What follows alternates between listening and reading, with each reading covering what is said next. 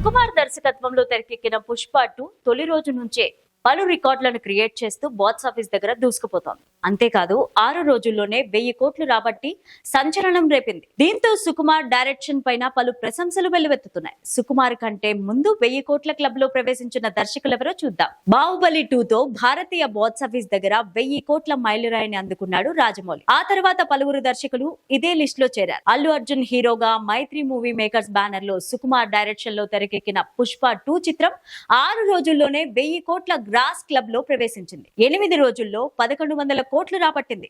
ఇక పుష్ప 2 తో సుకుమార్ దేశవ్యాప్తంగా ప్రశంసలు అందుకుంటున్నారు. బాహుబలి 2 మూవీతో తొలిసారి 1000 కోట్ల గ్రాస్ క్లబ్ లో ప్రవేశించాడు రాజమౌళి. ఇక ఈ సినిమా గ్లోబల్ బాక్స్ ఆఫీస్ దగ్గర 1810 కోట్లకు పైగా వసూళ్లను సాధించింది. బాహుబలి 2 తర్వాత ఎన్టీఆర్ రామ్ చరణ్ తో తెరకెక్కిన మల్టీ స్టారర్ RRR చిత్రం కూడా ప్రపంచ వ్యాప్తంగా బాక్స్ ఆఫీస్ దగ్గర 1310 కోట్లకు పైగా గ్రాస్ వసూళ్లను సాధించింది. నాగశ్విన్ డైరెక్షన్ లో ప్రభాస్ హీరోగా యాక్ట్ చేసిన కల్కి 2898 AD చిత్రం. ఈ చిత్రంలో ఫస్ట్ టైం 1000 కోట్ల క్లబ్ లో ప్రవేశించాడు నాగశ్విన్. ఈ మూవీ గ్లోబల్ బాక్స్ ఆఫీస్ దగ్గర 1111 కోట్లను రాబట్టింది. ఇక యష్ హీరోగా వచ్చిన KGF 2 చిత్రంతో దర్శకుడు ప్రశాంత్ నీల్ 1000 కోట్ల క్లబ్ లో ఎంట్రీ ఇచ్చారు. ఈ చిత్రం గ్లోబల్ బాక్స్ ఆఫీస్ దగ్గర 1215 కోట్లకు పైగా వసూళ్లను సాధించింది. దర్శకుడు నితీష్ తివారీ మూవీతో భారతీయ బాక్స్ ఆఫీస్ తో పాటు చైనా బాక్స్ ఆఫీస్ దగ్గర కలిపి 1958 కోట్లకు పైగా గ్రాస్ వసూళ్లను రాబట్టింది. అట్లీ దర్శకత్వంలో షారుఖ్ ఖాన్ హీరోగా తెరకెక్కిన